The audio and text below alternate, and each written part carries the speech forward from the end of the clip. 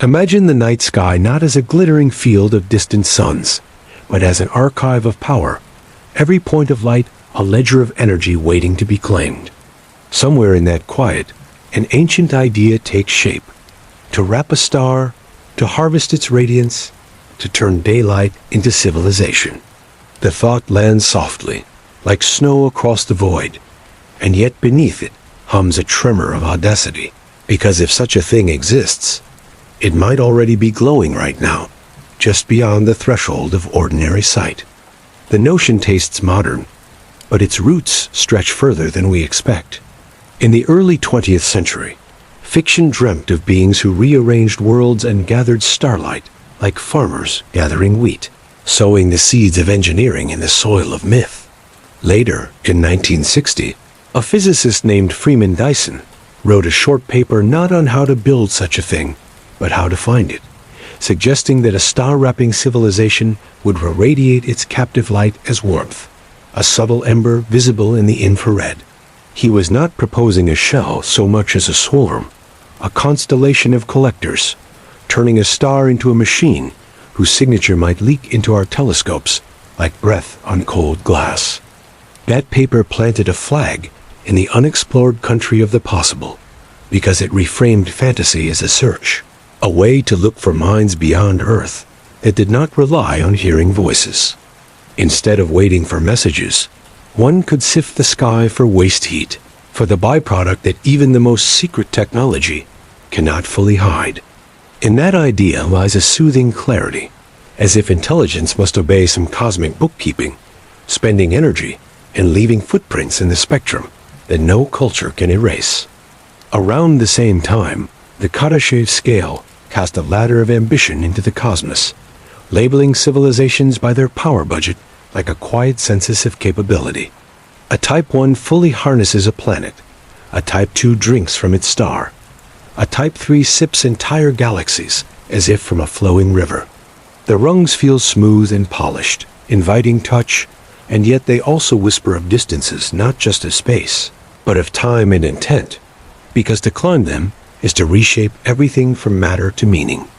What would it look like to live under such a sun, transformed into a machine? Not a hollow shell 1,000,000 kilometers thick, for that is fantasy's geometry, brittle, and unkind to physics, but a drifting Heliopolis of countless mirrors and collectors, sailing in orbital choreography. The skies would glow with a dim, uniform light, not blue, but a tender white. The direction of the star diluted into a dome, clouds of machines like distant shoals, the day-long hush punctured only by the faint pressure of sunlight on stretched film. No horizon would be ordinary under such a sky, and yet to those who grow beneath it, it would be home. The appeal of a megastructure is not merely survival, but elegance, a reduction of waste, a tuning of environments. A civilization that spreads through its own orbit becomes less a set of cities and more a weather system, its culture woven alongside its engineering, its values encoded in the arrangement of mirrors and shade. If minds like ours could build such a garden, they might also choose to hide it, re-radiating starfire at lower temperatures, smearing it across wavelengths we rarely watch, tucking their presence into the fog of dust and cold gas that already clutters the Milky Way's mid-plane. Even without building, the search has begun, because our telescopes now sweep the sky for infrared light as routinely as for visible, tracing heat like detectives. Space missions designed to measure the warmth of dust and galaxies have unknowingly skimmed the ocean for artifacts, their data archives a trove of oddities, cataloged and then ignored. What looks like a cloud might be a construct. What looks like a variable star might be a harvest of shadows.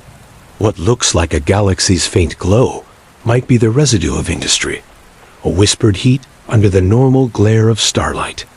If a Dyson swarm exists, it alters a star's fingerprint. The star remains bright in total energy, but its light shifts toward longer wavelengths. A black body spectrum cooled to a mild glow, maybe a few hundred Kelvin, like a furnace wrapped in velvet. In aggregate, an entire civilization could read as a smear of amber against the dark, the same way A city seen from orbit is just a haze of luminescence, anonymous at first glance, waiting for pattern recognition to wake. We have preliminary and tantalizing rules for recognition. A star whose visible light is oddly dim, yet warm in the mid-infrared, tempts suspicion. An object whose brightness flickers in no tidy rhythm, as if thousands of orbiting veneers are drifting, asks for another look. A region of space whose starlight-to-heat ratio is skewed could be a natural nursery of dust, or something curated, engineered, and mindful. The line between exotic nature and subtle artifice remains thin, like a thread drawn across an old map whose ends you cannot see. The conspiracy, if one can call it that, is not a council of silence, but a habit of dismissal, a set of priors that smooth anomalies into noise. Infrared catalogs brim with objects tagged as probable galaxies, probable dust, probable nothing special, when amid the millions the improbable might be singing. Science, cautious by design, strips these whispers from the headlines until patience and method restore them. But even then, an ache remains that perhaps the thing we seek keeps its promise by not being obvious. Somewhere in this meditative uncertainty sits a lonely star that dimmed without rhythm, and for a season it held our collective breath, because it seemed to act like a lantern shaded by drifting leaves. The leaves, if leaves they were, might have been comets or clouds or the shadows of human dreams, but the memory of watching that star fade and return turned a generation of eyes to the patterns of light with new hunger, like someone hearing footsteps in snow and wondering who walks so late. The mind returns to the basic arithmetic and finds comfort. A star pours energy into space like an ever-filled cup, and any hand that cups, it will get wet. Heat must leak even from perfection, and that leak is a signature more honest than any radio greeting, because it is written in necessity. Somewhere in the tapestry of energies across the sky, threads exist that do not belong to weathered worlds or simmering nebulae, but to choices, and perhaps we have already pulled one loose without realizing what it unravels.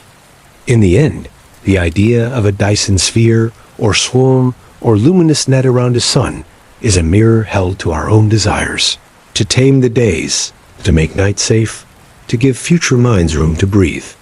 It is also a test we give the universe, a question asked in equations and photons, to see if we are alone in wanting more than a single planet, as if asking the dark if it too has dreamed of gardens made of light.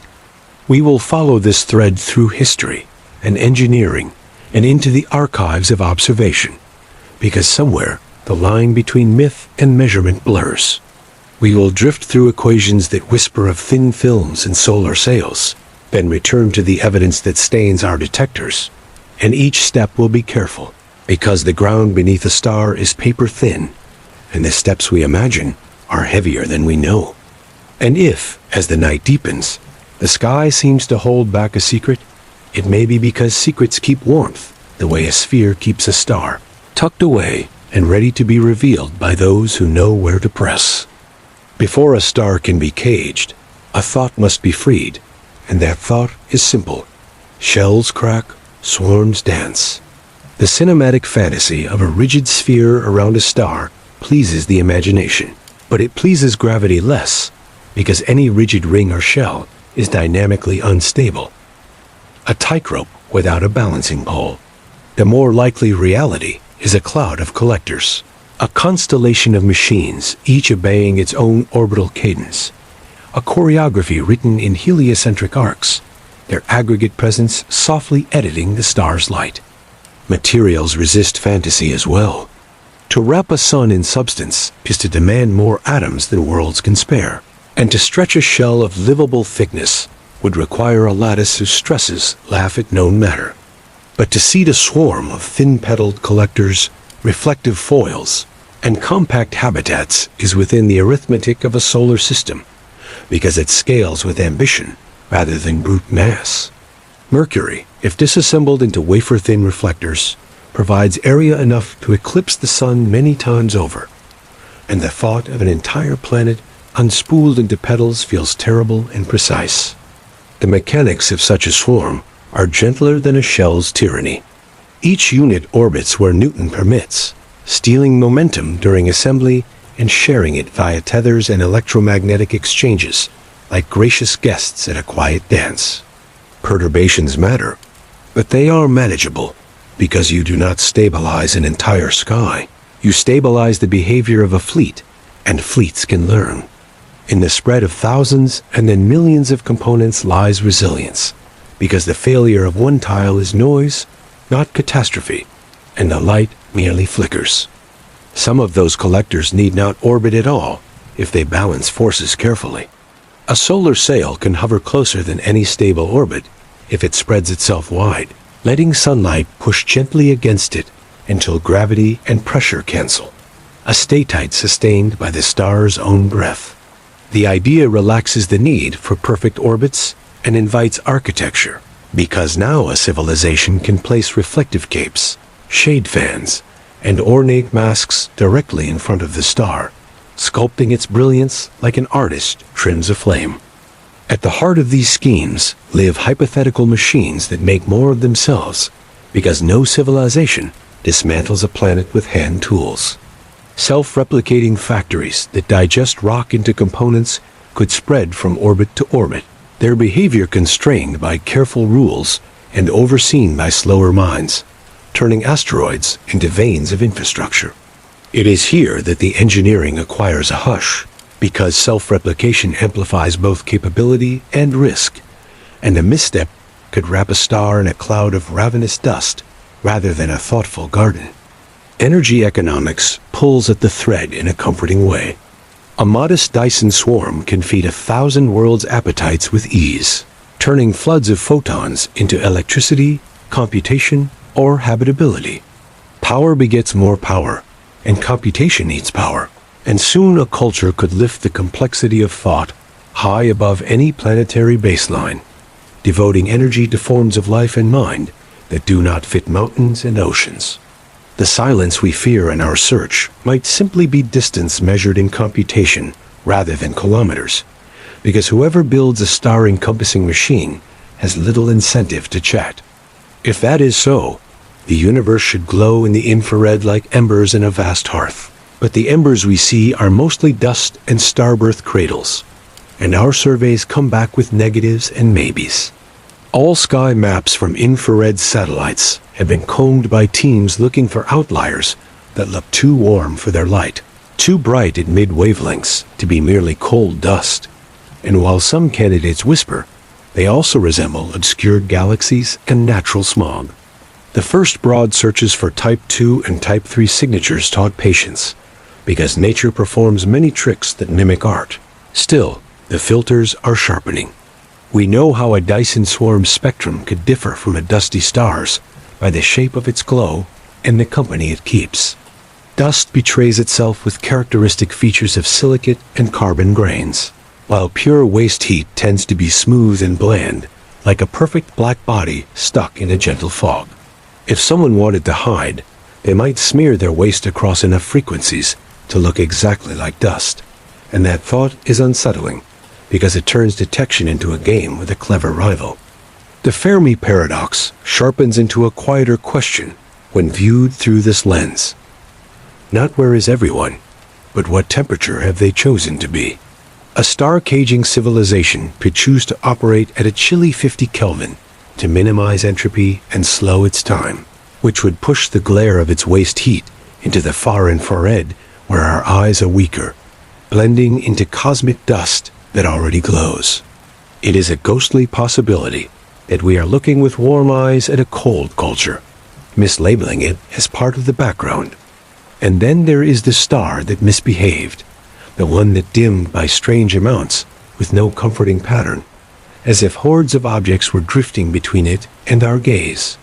That season of speculation did not deliver a proof, but it did restore a human habit, to check again, to watch longer, to imagine in detail the dance of artifacts across a stellar disk. Even if comets and dust explain such oddities, the sense of proximity remains, as if we have grazed an outline we do not yet know how to fill. Conspiracies bloom when data are abundant, but attention is scarce, And in this realm, the conspiracy is simple. Our pipelines strip out weirdness to keep the fire hose drinkable. Outliers are flagged for later, and often stay there, because there is always another sky to catalog, another survey to reduce. In those margins might lurk signatures that need a human stubbornness to assemble, cross-matching catalogs by hand and mind until a pattern rises like a pale shape in the fog. We have not yet found a megastructure, but we have found a way to look that is repeatable, and in that there is comfort. The negative result itself is a map of absence, a chart of where artifice is not, which narrows where it might be, and this narrowing sharpens the next search until the haystack is small enough for a spark to matter. Somewhere in the folds of the galaxy, the light may already be edited by will, and we will catch it in a spectrum that refuses to fit, because anomalies have a habit of returning when invited politely. In this tension between possibility and patience, the idea of a star machine remains a meditation, a way of thinking that aligns engineering with awe. Watching the night with this thought in mind turns ordinary photons into questions, and each unanswered flicker becomes a mile marker on a road that may lead, one day, to certainty cut from light. There was a night when the community stared at a single light curve and forgot to breathe, because the star in question was not modest in its mischief. It dipped and dimmed irregularly by as much as a fifth of its brightness, with no rhythm to soothe the mind, as if swarms of objects of different sizes wandered across its face. The star had a prosaic catalog name, yet it carried the weight of a potential story, and for a while it became a mirror for every hope and caution we hold about the universe and ourselves. Observatories turned to this unruly light and found less comfort than expected. The star's surroundings showed no obvious surplus of infrared warmth, no generous dust haze glowing like a quiet fire, which challenged the simplest cometary explanations and kept imagination awake. Follow-up studies proposed cascades of broken comets, grand tides of rubble dust, formed and swept in youthful tantrums each idea, clinging to the data with the tenacity of ice on a window. And yet the absence of heat kept the thought of something deliberate suspended just out of reach. Searches for radio whispers turned toward that same star, tuning across narrow bands and wide, waiting for tones and pulses that could be artifice rather than weather. The silence was unsurprising, because anyone who builds in the shadow of a star need not speak in frequencies we understand, and silence is often the default when listening to the sky. Still, the act of listening scratched an itch, because it allowed the mind to set aside, if only briefly, the whisper that perhaps someone had dimmed their sun and left us a challenge. Elsewhere in the archives, other oddities surfaced, like candles glimpsed across fog. A young star deep in its formation cloud flickered heavily, its disk likely pulling shadows like veils across a lamp, a natural behavior dressed in the same confusing clothes.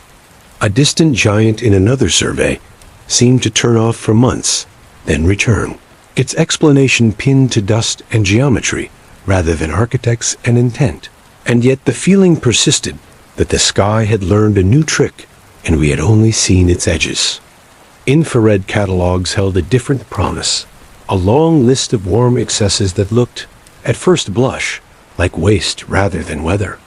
Candidates presented themselves, and a methodical winnowing began, with follow-up observations peeling away the natural from the unusual, leaving broken stars, dusty nebulas, misidentified galaxies, and instrument ghosts in a shrinking pile. The work was careful and slow, and if any genuine megastructure hid in those lists, it did so with the patience of deep time, because most of what glows warmly in the dark is merely the universe doing what it always does. Yet the notion that a late-stage, star-spanning civilization could be cold enough to pass as dust softens disappointment, because it reframes the negative as method. To test that idea, one must not only look for warmth, but look for warmth without the signatures of silicates and carbon grains, a smoothness that nature seldom favors without giving away a context. This becomes a study of spectra at a level of detail that demands new instruments and thus every unsatisfying candidate becomes a reason to build better eyes. Somewhere in another data trove, the variability of a star refused to be tidy. It dimmed over years in a slow, uncertain drift, then brightened, then dimmed again, a behavior that can be dust or magnetic moods, or the gravitational prying of companions, and yet the shadow of deliberate shading hovered over the graph like a question mark. Even scientists who prefer dust allowed themselves, in quiet moments, to imagine an economy of collectors sliding into place, a swarm maturing like a garden, its light curve a record of someone's calendar. At a grander scale, the hunt widened to galaxies, because a civilization that harvests many suns leaves a glow that is hard to hide. Surveys looked for galaxies that were oddly dim in starlight, but unusually warm in mid-infrared, as if a Type 3 civilization had wrapped luminous engines around countless stars. Those searches returned mostly natural culprits, obscured starbursts, active black holes, and the ordinary messy business of galaxies churning. But they sensitized the community to how art and nature might look the same from far away, and how careful one must be when naming anomalies. Ancient stories linger at the edge of this inquiry, because our myths are full of veiled suns and dimmed days, of times when daylight faltered and night invaded. We know these were eclipses and dust and smoke from earthly events, and yet the archetype of a shaded sun presses against the imagination when we read modern light curves. We are symbolic creatures, and the fact that a graph can pull up the same emotions as a legend is no accident, because both are ways of assigning meaning to patterns in light. Behind the myth, the engineering still waits, offering tangible clues. A swarm that grows over decades should imprint its builder's priorities into the star spectrum. First more visible dimming than infrared growth, then a tipping point where warmth swells, then a plateau as the collector fleet matures.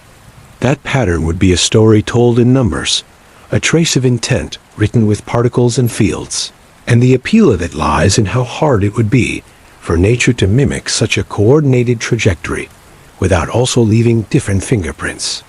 Conspiracy finds its way into this narrative through selection more than suppression. In data analysis pipelines, anomalies get flagged and sidelined because consistency is the budget of surveys, and only later, if at all, do odd stars get the attention of patient minds. It is not evil, merely triage, but it means many potential stories live quietly in databases until curiosity, or coincidence, or both, pull them into the light. In this sense, the conspiracy is our own finite time, a constraint that muffles the universe's most interesting mutterings. The most unsettling possibility is that we are looking in the wrong way altogether. A culture that can reorganize its star can also choose its camouflage, selecting wavelengths for waste that pass unremarked, or designing their swarm to scatter light in ways that imitate chaos rather than intention. If that is, so then the task becomes to find patterns of randomness, to search for statistical oddities too, persistent to be chance, a work that makes the astronomer an archaeologist of entropy, and the sky a site of careful excavation. Even as we circle and test and rule out and reconsider, the idea keeps its warmth. A star dimming behind a veil, a glow without dust, a galaxy with fewer stars than its heat suggests. These are not crimes to be solved, but invitations to think, and in accepting them, we learn new ways to listen to the night. Somewhere the right combination of instrument and patience may watch a star that is being edited by intention, and without any letter or beacon, the universe will whisper that someone somewhere has learned to garden with light. If the swarm matures, it grows not just in area but in depth, and from that depth comes a new image, shells within shells of industry, a nesting of heat sinks and processors, called by some a Matrioshka brain. Each layer absorbs the waste of the one inside it, stepping down the temperature ladder, computing at ever higher efficiency, turning a star's output into a cascade of thought that ends in cold whispers. It is an architecture that treats a sun as a spring of free energy and entropy, as the price of contemplation, which is a poetic physics no less true for its lyric. Such a machine would not live like cities do, with plazas and parks, but it would have habitats woven into its sails and trusses, niches kept at gentle temperatures where minds, biological or otherwise, could drift and work. Light would be rationed and lush where it is given, darkness curated as a comfort rather than a lack, and the rhythm of day and night would be a choice rather than an inevitability. The interior sky of a sparse swarm would glow with reflected light, while a denser one would dim into a pale, even luminosity, the star's face spread over an entire dome like an unblemished noon. Control of a star suggests other technologies, and they come with a kind of hush. A civilization might hang a colossal mirror close to the photosphere to nudge the star's momentum, creating a gentle stellar engine that over millennia steers their home across the galaxy like a ship rides a current. They might extract material from the star to lengthen its main sequence life, a practice of star lifting that trades brilliance today for time tomorrow, turning cosmology into a harvest calendar. Each of these acts leaves signatures, but subtle ones, the kind that require a watcher to devote seasons to a single point of light. The reasons for such ambition may be less dramatic than science fiction dares. With energy comes computation, and with computation comes the ability to simulate worlds, minds, and histories, to explore universes within without ever leaving a beacon without. A culture marinating in its own abundance might choose introspection over expansion, and the stars could then be dotted not with travelers, but with thinkers, their cities invisible, and yet as real as any coast or mountain, their presence carried by heat and little else. Even so, some fraction might choose to speak, and their language could be geometry, imprinting unmistakable patterns in the light.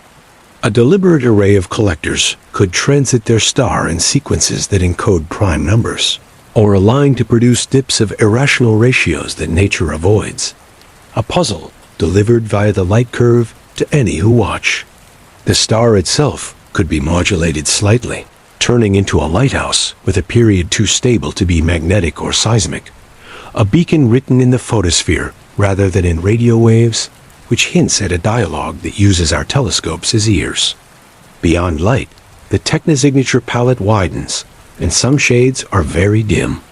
Neutrinos flowing from the heart of a star could be sculpted by processes within, a change so subtle and internal that only patient, massive detectors could even attempt to catch it.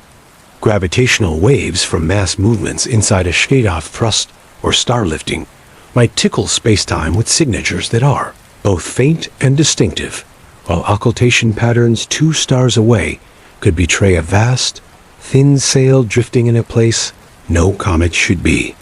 Each possibility is an invitation placed at the edge of our current tools, like a doorframe in a house we have not yet entered. Natural explanations retain their dignity in this gallery of speculation. Disks of dust carve complex shadows, stellar noise mimics messages, galaxies hide behind veils of their own making, and patience often promotes the simplest answer. But the interesting twist is that hunting for megastructures refines our understanding of all these natural processes, because it forces us to test them with the specificity of intent. In asking whether a light curve is artificial, we deconvolve nature with new care, and the result is a clearer portrait of the universe, regardless of the answer. Sociology threads through these dreams like a quiet countermelody. A civilization that devotes itself to star wrapping must also stabilize its appetites and its conflicts, because a swarm is vulnerable to carelessness. Governance might be embedded in the machinery, protocols encoded in the orbits, ethics of expansion translated into maximum albedos and allowable trajectories, turning law into celestial mechanics. The swarm itself becomes a constitution, and generations grow up under its gentle prescriptions, their politics written in the calculus of stability. From the outside, a mature swarm may not look like a spectacle. It may be a dim star with a smooth, warm glow and little else, a point of data tucked into a catalog under a name few will read, its drama visible only in the rise and fall of photons across detectors. That humility becomes strangely comforting, because it suggests that the grandest acts of intelligence might reconcile themselves to the plainest appearance, hiding their audacity and efficiency, and leaving to future astronomers the pleasure of unraveling what looks like nothing at all. If the galaxy holds such modest giants, they may be commonest in places we do not favor, along the dusty plain, where the confusion of foreground and background is worst, or in the clustered hearts of older populations, where our telescopes struggle with crowding. They could be embedded in the chaotic warmth of star-forming complexes, their signatures smeared by youth, or out on the quiet rims where surveys are shallow.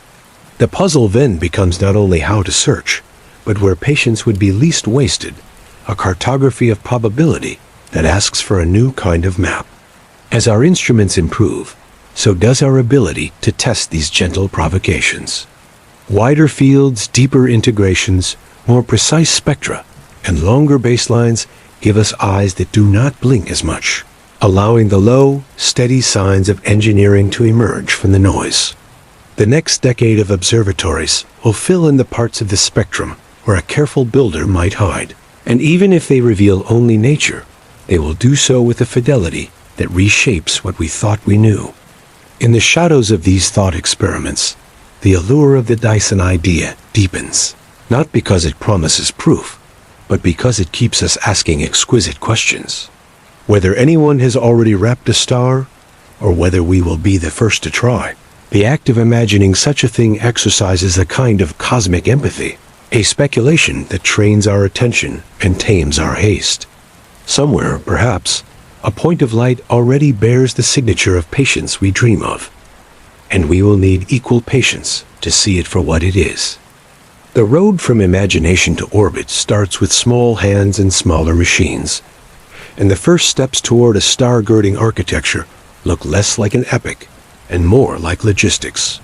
A civilization like ours would begin by moving industry off-world, assembling factories in cislunar space, chewing through the rubble of near-Earth asteroids, and learning to print what we need from what we touch.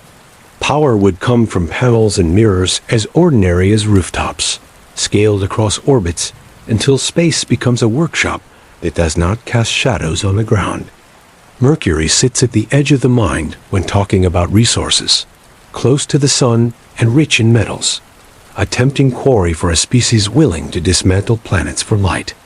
Disassembling a world is not a one-project plan, but a million coordinated extractions, each turning bedrock into film, truss, and sail, shipped outward on solar winds and magnetic tethers, transformed into a fleet of harvesters that multiply as they feed. The mass budget is generous at wafer thickness, and the notion of turning geography into area becomes less horrifying when the aim is not conquest but continuity. Alongside raw area lies the construction of homes in the light, cylinders and habitats that spin to mimic gravity, shading themselves against harshness, and opening to the gentle radiance of a managed sun. These habitats become laboratories for habitability engineering, teaching us how to keep climates, economies, and minds balanced when the sky is not granted but governed. In their hum, we learn the sociological engineering a swarm demands, the etiquette of shared orbits, and the culture of maintenance that keeps a fragile ballet intact. Energy policy becomes cosmic, and with it, ethics unfold. A planet wraps its skies in laws. A star demands statutes written into infrastructure, protocols that prevent runaway replication, that limit albedo adjustments to preserve the photosphere's health, that define the boundaries of experiment in a place where a misstep can dim 1,000 days. Governance must scale with reach, and that thought bends our politics toward resilience, because 1,000 habitats need 1,000 resilient agreements, not a single brittle decree. The question of whether to announce oneself becomes sharper as capacity grows. The scent of the dark forest metaphor pervades, a caution that speaking too loudly may invite unpredictable replies, while silence offers a kind of security, but also a loneliness. A Dyson swarm can be tuned to whisper or to glow, to re-radiate warmly as a declaration, or to chill the waste into the deep infrared, blending into dust that no one catalogs twice. Behaving well toward unknown neighbors may mean shaping light the way mariners once masked their lamps. A choice that is both practical and philosophical. Searchers at home sharpen their tools, as builders far ahead may be adjusting mirrors. Telescopes poised to see the mid-infrared in exquisite detail now exist, and more will soon rise, bringing with them the ability to distinguish smooth waste heat from the grainy signatures of dust. The next generation of sky surveys solves not just position, but time, letting us watch slow drifts in brightness that match the cadence of construction rather than the caprice of weather. Somewhere in these timelines and spectra, a pattern of intention could emerge like print soaking into paper. Other instruments listen in different languages. Radio arrays widen their ears, hunting for narrow lines that could be spillage rather than message, while optical telescopes test for highly stable brightness modulations that nature struggles to produce. Neutrino detectors deepen, aiming to taste the interior of the sun with such sensitivity that even slight changes in fusion rates might be known. And while that is beyond today's reach, thinking it through helps define what evidence would be undeniable if it ever arrived. The network of watchers grows, and with each link, a previously impossible whisper becomes barely plausible to hear. Amid these outer searches, an inner archaeology continues, because our archives hold more night than we have time to re-examine. Data once processed toward other aims can be cross-matched for anomalies that were invisible until the right question was asked, a habit that has already revealed new kinds of supernova, new classes of variables, and now may reveal the slow penmanship of engineering. The conspiracy, if we must call it that hides such signatures is merely our tendency to move forward, and the remedy is to sometimes step back and rearrange what we have already collected. When the mind tires of instruments and returns to first principles, the sobriety of thermodynamics remains. If someone is out there reorganizing starlight, their choices are constrained by temperature, entropy, and geometry, and those constraints give us handles to grip. We can search for heat at the right levels, variations at plausible timescales, and arrangements that imply orbit rather than accident, turning the cosmic into the practical, and the exotic into the measurable, even as wonder persists in the margins. Whether or not we find a Dyson swarm soon, the act of looking improves our conversation with the universe. It teaches attention to detail without losing the whole, patience without surrender, and a kind of generosity toward the unexpected, because not every strange light must be disappointment. The sky rewards that posture with occasional revelations, and each time it does, the threshold for astonishment recedes, while the appetite for understanding grows, until even the ordinary feels like a coded message. On a longer arc, the possibility that our descendants will shade the sun themselves becomes a quiet guiding star. It asks us to build industries that do not poison tomorrow, to teach machines to care for the worlds they touch, to draft laws that outlast short tempers, and to maintain humility even as our reach expands. It is a vision that transforms engineering from spectacle to stewardship, a kind of guardianship that extends from one orbit to the next till the light itself is a common, curated good. Before you drift into sleep, remember mystery is never truly lost, only waiting to be found. If you enjoyed this journey, subscribe for more relaxing ancient mysteries, and let your curiosity guide you deeper.